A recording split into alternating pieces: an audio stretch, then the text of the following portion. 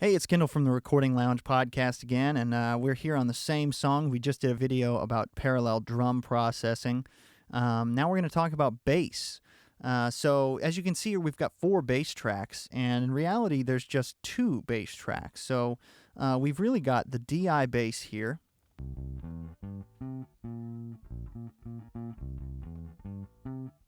And we've got a bass SansAmp track, which was recorded with a Tech 21 VT bass DI, which is one of my favorites.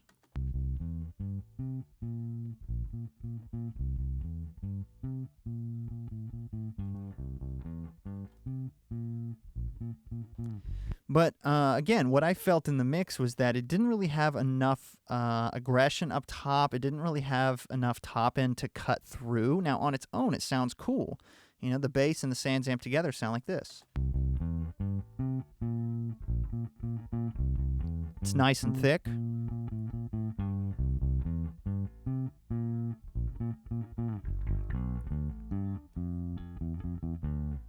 But it didn't really have enough to cut through the mix and be heard on small speakers, to be heard over the drums. And I also felt like some of these runs here, they were getting lost, especially this one.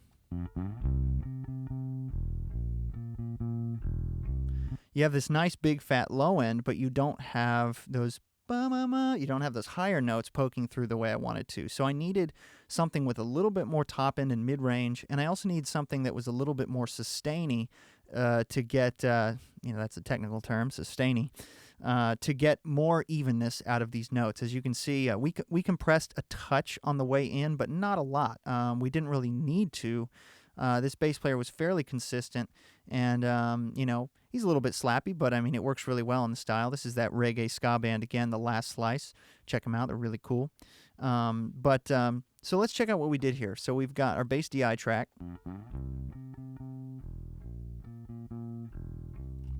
And our bass SansAmp track. Now what we've done is duplicated these. So our bass DI is duplicated down to bass drive, and our bass SansAmp is duplicated down to bass crush, and we've processed each of these differently.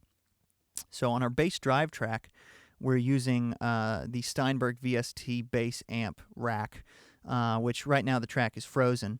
But basically, I think you'll get the point of it pretty easily.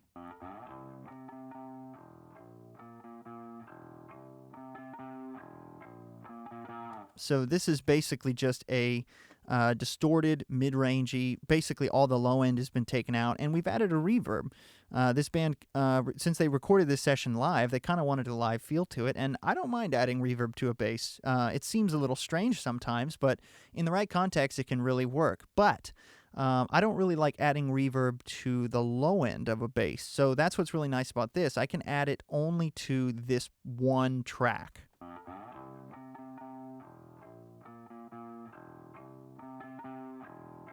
These don't have it, obviously.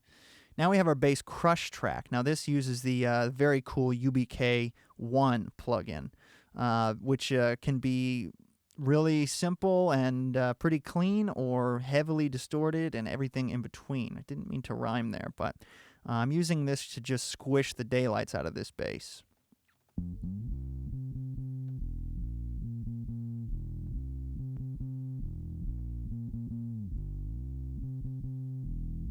There's hardly any dynamic left on this bass, and we're taking out a little top end actually on the channel itself. On the you can see we're taking out a lot of top end. We're adding a bunch of lows and low mids, and just making, see, this area here is where that note comes in, and I felt like those high notes were getting lost.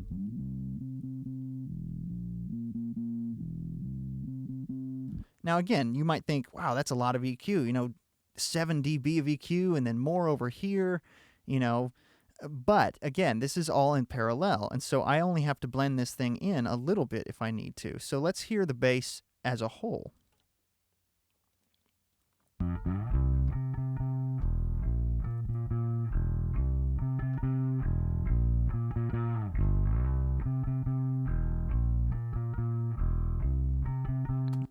Let's hear it where we were first.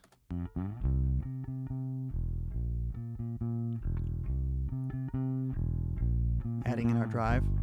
and our crush.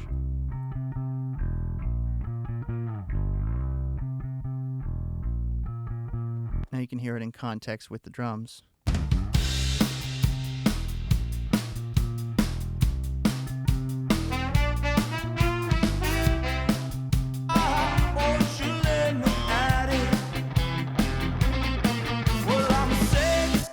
So, I hope you enjoyed this video. I hope it's taught you a thing or two about parallel processing. Check us out, Recording Lounge Podcast, on iTunes or your favorite podcast player app.